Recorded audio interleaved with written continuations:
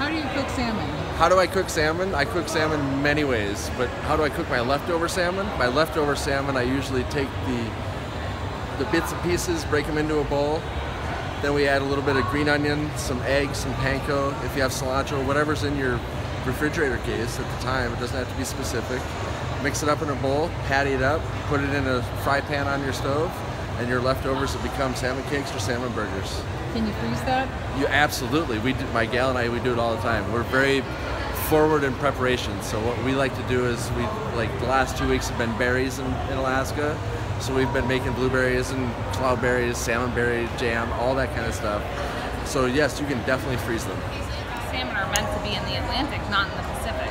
Right. You know, they're not native to the Pacific. So when you put Atlantic salmon in the Pacific, and they're aggressive towards the small Pacific salmon, and they'll kill the young Pacific salmon. So when they escape from the pen, it's really bad for them. Sea lice can jump from a farm salmon to a wild salmon, but a farm salmon has antibiotics and food dyes and so on and so forth within the salmon. So when that wild salmon gets that sea lice on it, it's almost like being in space and you have a brand new virus that you've never encountered in your entire life, and how do you fight it? Well, with the salmon culture, there's no science behind it besides, of course, fish and game, but that doesn't help. How does a person know what's the right salmon to eat for the ecology? Well, first of all, wild Atlantic salmon is always sustainable because Alaska, the state of Alaska, well, specifically Alaska salmon that's harvested in the state of Alaska, the Alaskan state constitution has in it that the fishery has to be sustainable. So the state monitors that and has very specific regulations about how much you can harvest, what days you can harvest, and they'll shut the whole fishery down if there's not enough fish coming back into the rivers to spawn. They will base that. Yeah. They base that upon what they call escapement. Escapement is how many fish go into the river itself to respawn. A certain number need to get to the top of the headwaters to spawn in order for that fishery to be sustainable and keep coming back in the cycle of life year after year after year.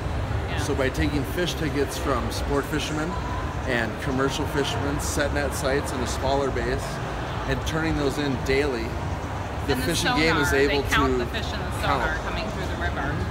They actually count the fish so that you know it's sustainable because the state makes sure that enough fish survive so that you're going to have the right amount of fish coming back every year. Land raised versus farm raised. So a land raised salmon would be pens that are on land itself. A ocean raised farm salmon is a pen that's in the ocean. So if it was to escape from a land, it would land on land, it would go nowhere, unless it was, of course, next to a river. You look at the Fraser River, for example, out of British Columbia. It was one of the largest sockeye runs in the world for hundreds of years.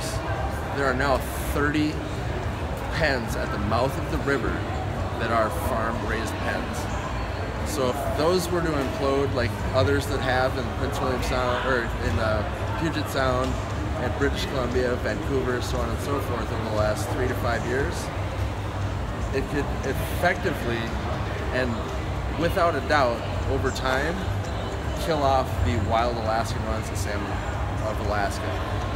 Now, what that means for the world's seafood is a complete decimation of what is considered the world's largest wild salmon resource, and that's Alaska. Arguably, Kamchatka in Russia has a similar fishery to Alaska. Recent years have put them in a declination, and that's because they've given, as Russia has given Japan permits to fish Russian waters, which was never done before 3 years ago. Anything they can